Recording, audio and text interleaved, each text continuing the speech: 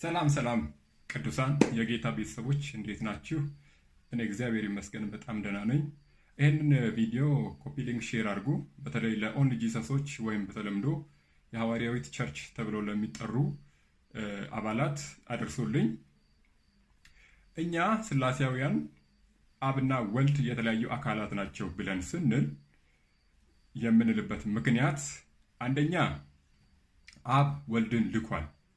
በዮሐንስ 17:18 እንዲህ ይላል፣ ወደ ዓለም እንደላከኝ እንዲሁ እኔ ወደ ዓለም ላኳቸው፣ እነርሱም ደግሞ በእውነት የተቀደሱ እንዲሆኑ እኔ ራሴን ስለ እነርሱ እቀድሳለሁ። ስለዚህ አብ ወልድን ወይም ኢየሱስ ክርስቶስን ልኳል። አንደኛ። ሁለተኛ አብና ወልድ ይዋደዳሉ። በዮሐንስ 3:35 ላይ እንዲህ ይላል፣ አባት ልጁን ይወዳል፣ ሁሉንም በእጁ ሰጥቶታል። ስለዚህ አብ ኢየሱስ ክርስቶስን ይወደዋል ማለት ነው።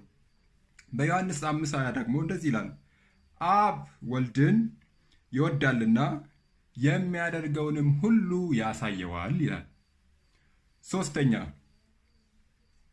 አብና ወልድ ይነጋገራሉ። ዮሐንስ 11:41 ላይ እንደዚህ ይላል፣ ኢየሱስም ዓይኖቹን ወደ ላይ አንስቶ አባት ሆይ ስለሰማኸኝ አመሰግንሃለሁ። አያችሁ አይደለ? ሌላ ጥቅስ ደግሞ ልስጣችሁ። ዮሐንስ 12:28 ላይ እንዲህ ይላል፣ አባት ሆይ ስምህን አክብረው፣ ስለዚህም አከበርሁት፣ ደግሞም አከብረዋለሁ የሚል ድምፅ ከሰማይ መጣ። ስለዚህ አብና ወልድ ይነጋገራሉ ማለት ነው። አራተኛ አብና ወልድ ይተዋወቃሉ። መተዋወቅ እንግዲህ አንድ ፐርሰን ራሱን በራሱ ያው ከራሱ ጋር ይተዋወቃል ማለት ይሄ በጣም እጅግ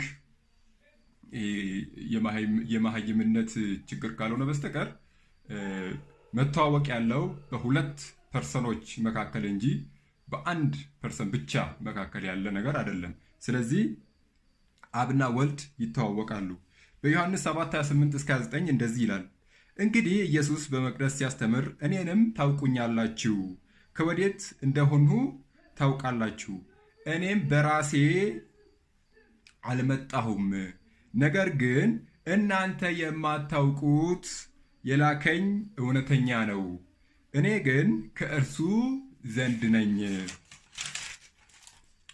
እርሱም